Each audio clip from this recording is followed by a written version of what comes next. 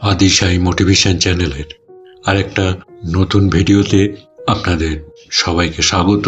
তবে আপনাদের কাছে আজকে অনুরোধ থাকবে, আজকের ভিডিওটা দেখার পর একটু ভাববেন। চলুন শুরু করি আজকের ভিডিও।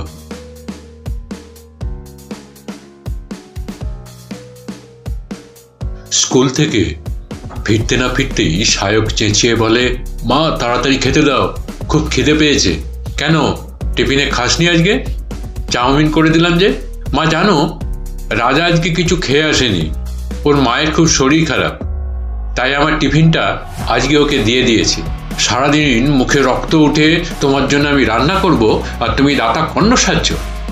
এরপর থেকে আর যদি কাউকে কোনোদিন নিজের টিফিন দাও, তবে টিফিন কেন, কোনো কিছুই আর দেবো না। পিঠে ঘা কত কিল খেয়ে পঞ্চম শ্রেণীর শিশুটি বুঝতে পারে না তার অন্যায়টা কোথায়। 20 বছর পর উচ্চপদস্থ সায়ক লাহিড়ী মাকে গাড়িতে তুলে বৃদ্ধাশ্রমে রেখে আসার পথে বোঝাতে লাগলো যে নতুন বৃদ্ধাশ্রমটি কতটা ভালো, সেখানে তিনি অনেক সুখে থাকবেন। গাড়ির পেছনের কাজ দিয়ে নিজের ভিটেটুকু দেখতে দেখতে বৃদ্ধা বুঝতে পারেন না তার শিক্ষার গলদটা কোথায় ছিল।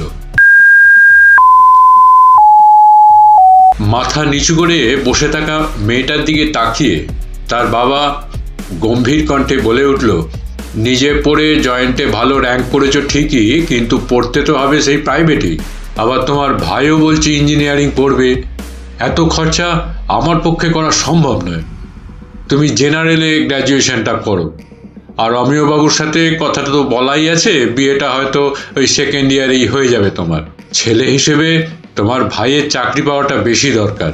20 বছর পর টেলিফোনে মেয়ের কান্নার আওয়াজ, বাবা আমায় ক্ষমা করো, আর আমাদের বাড়িতে কোনোদিন এসো না। তোমার শেষ কেমোথেরাপির পর তোমার জামাই অমরকে বলেছিলাম বাবা এরপর থেকে আমাদের সাথেই থাকুক, ভাইও বিদেশে।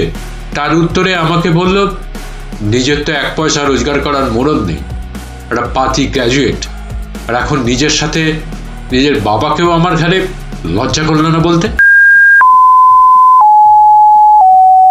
রান্নাঘরে 5 মাসের অন্তঃসত্ত্বা বৌমাকে আদা রসুনটা দিয়ে শাশুড়ি কাটা কাটা স্বরে জানালো, বৌমা আমাদের বাড়ির নিয়মই হলো শিলে বাটা মশলা ছাড়া রান্না করি না, আর সকালের খাবার বাড়ির ছেলেদের খাবার আগে খাই না।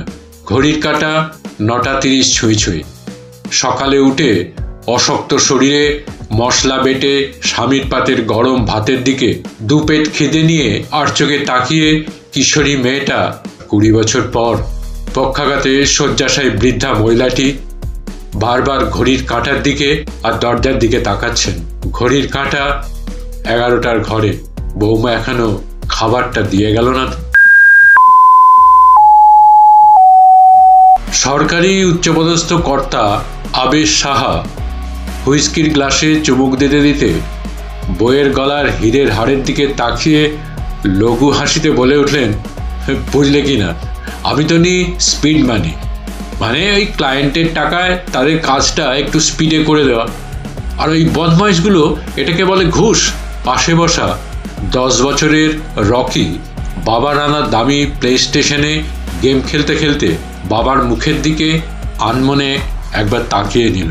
আর 20 বছর পর মদের নেশায় আখণ্ড চুর রকি সাহা এক লাথিতে শোবার ঘরের দরজাটা খুলে দিয়ে ভীত সন্ত্রস্ত বৃদ্ধ সাহা দম্পতিকে বলে উঠল, 10,000 টাকা বার করে দাও এখনই, আজ সারা রাত মস্তি, দিনের পর দিন আমাদের উপর এই অন্যায় অত্যাচার। রকি, এটা ঘোর পাপ, ঘোর পাপ, থরথর কণ্ঠে বলে উঠলেন আবেশ সাহা। সারা জীবন নিজে ঘুষের টাকা নিয়ে এখন আমাকে এসেছো নীতিকতার গপ্প মারাতে, চাবিটা দাও। সমাজের বুকে ঘটে যাওয়া এক টুকরো কোলাজ। ভাববেন, নিজেরাও একটু ভাববেন, কি সমাজ আমরা গড়ে তুলছি তিল তিল করে।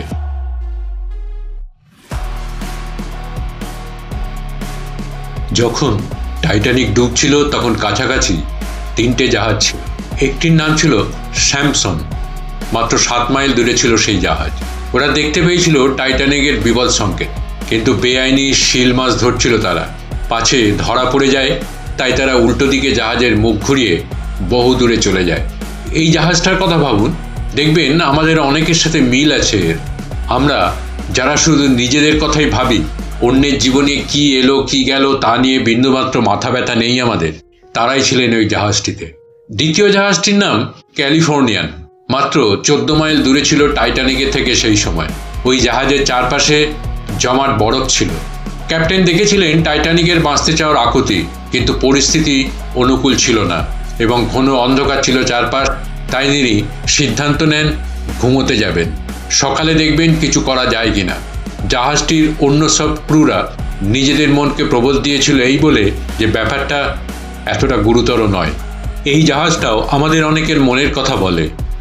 আমাদের মধ্যে যারা মনে করেন একটা ঘটনার পর যে ঠিক সেই মুহূর্তে আমাদের কিছু করার নেই, পরিস্থিতি অনুকূল হলে ঝাঁপিয়ে পড়ব।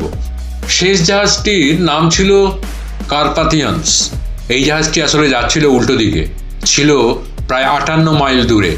যখন ওরা রেডিওতে শুনতে পায় টাইটানিকের যাত্রীদের আর্তচিৎকার, জাহাজের ক্যাপ্টেন হাঁটু মুড়ে বসে পড়েন ডেকের ওপর, ঈশ্বরের কাছে প্রার্থনা করেন যাতে তিনি সঠিক পথ দেখান তাদের। তারপর পূর্ণ শক্তিতে বরফ ভেঙে এগিয়ে চলেন টাইটানিকের দিকে। ঠিক এই জাহাজটির এই সিদ্ধান্তের জন্যেই টাইটানিকের 705 জন যাত্রী প্রাণে বেঁচে যান। মনে রাখা ভালো, 1000 কারণ থাকবে আপনার কাছে দায়িত্ব এড়াবার, কিন্তু তারাই মানুষের মনে চিরস্থায়ী জায়গা করে নেবেন যারা অন্যের বিপদের সময় কিছু না ভেবেই ঝাঁপিয়ে পড়বেন। ইতিহাস হয়তো মনে রাখবে না তাদের, কিন্তু যুগে যুগে তারাই বন্দিত হবেন মানুষের মুখে মুখে গাওয়ার লোকগাথায়। যদি ভিডিওটা ভালো লেগে থাকে তাহলে চ্যানেলটিকে সাবস্ক্রাইব করে পাশে থাকা বেল আইকনটিকে প্রেস করে দেবেন, যাতে পরবর্তী ভিডিও দিলে সাথে সাথে তার নোটিফিকেশানটি আপনাদের কাছে পৌঁছে যায়। লাইক করবেন, কমেন্টস করবেন, ভালো লাগলে শেয়ার করবেন, পাশে থাকবেন। ধন্যবাদ, নমস্কার।